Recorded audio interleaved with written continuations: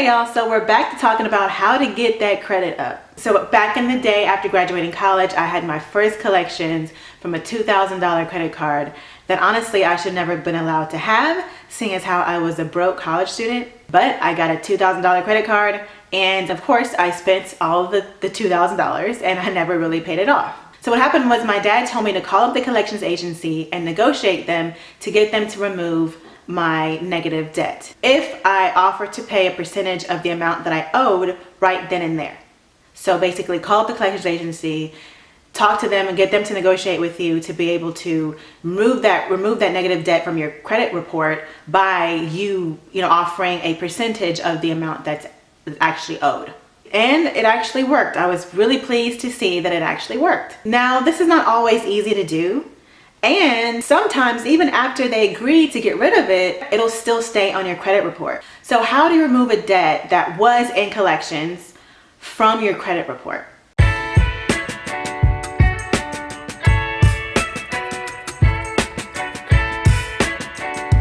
So there are 4 different situations or circumstances that you can find yourself in regarding your credit report situation, okay?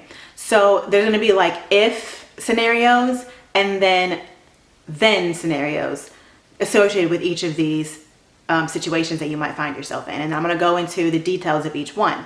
So the first one is if you are in a situation right now where you look at your credit report and you realize that one of the line items on your report are not belonging to you. Like if the account doesn't belong to you, or if details about the account are inaccurate, then you'll want to just file a report with the actual credit bureau, right, that provided the credit report for you. So you'll want to actually file a report with the actual credit bureau if you're looking at your report and you see that some items in the report do not belong to you. Some accounts do not belong to you, or an account doesn't belong to you.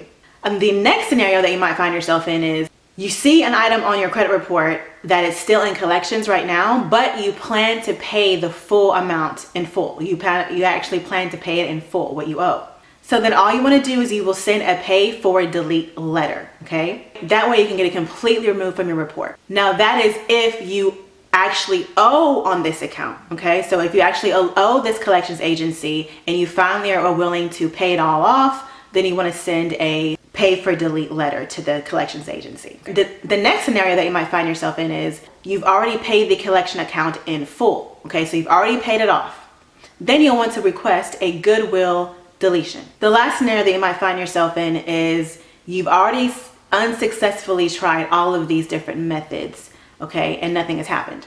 Then you just want to wait for your collections account to leave your credit report in 7 years, okay? It takes 7 years for a collections account to officially leave your credit report. Okay, all right, so the first scenario was if you look at your credit report and you see some accounts that do not belong to you, then of course you wanted to file a dispute with the actual credit bureau. So here's how you go about doing this. So there's other things that you may find that are inaccurate with your credit report other than the fact that the account does not belong to you.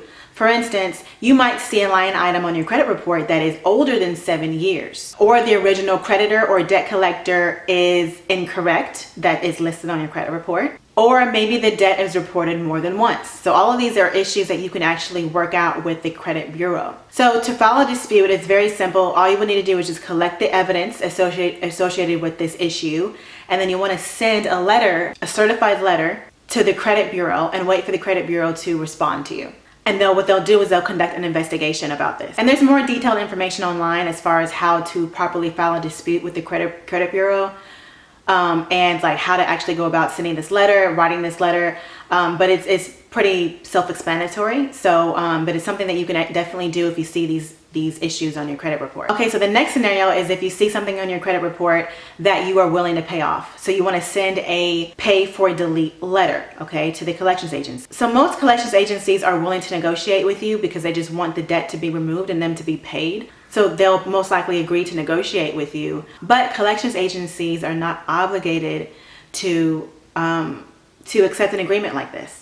So if you do try to negotiate with the pay for delete letter, make sure to get the agreement in writing before making your payment, okay? And there's templates on how to write up a pay for delete letter online as well, but you'll just want to send that over to the collections agency and get that going. So the next scenario is if you've already paid the amount in full, okay, you can request a goodwill deletion. Okay, so it's no longer on your credit report. So what you'll want to do is you'll want to request this from the collections agency or the original lender if you've already paid the account in full. So essentially this letter will just go over the fact that you would want this credit removed from your credit report because you've already paid this debt, and that you're in good standing now with this lender. Okay, so you want to express that in the letter that you send. Usually these goodwill deletions actually happen with smaller accounts that are owed, but sometimes you'll see larger accounts be wiped away from your credit report as well.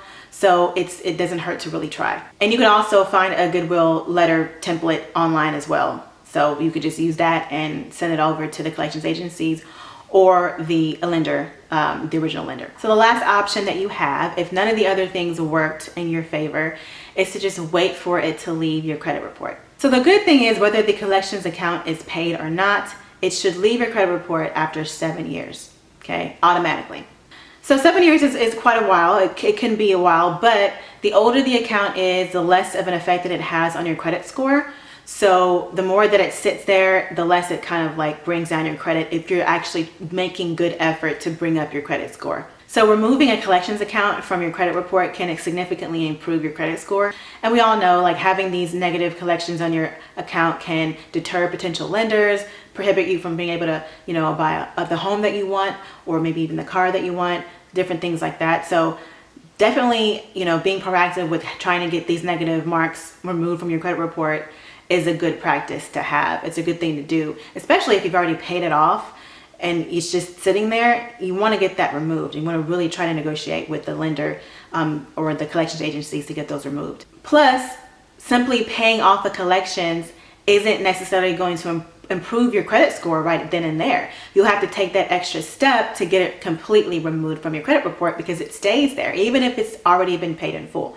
So it's a good practice to like look over your credit report and just look and make sure there's things that are not on there that you want to be removed. So taking those extra steps to getting those negative items removed from your credit report is always a good thing to do. So if you enjoyed today's video, give it a like, subscribe to become a part of the Tea Party, help your girl out, and until next time, y'all, bye.